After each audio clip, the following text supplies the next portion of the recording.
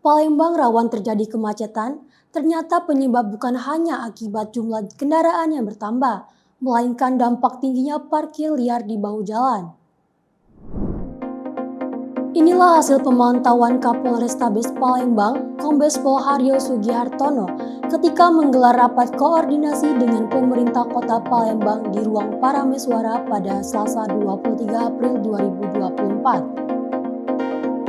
Guna memberantas tingginya parkir liar di Palembang, Kapolrestabes juga membentuk tim berantas parkir liar di bahu jalan.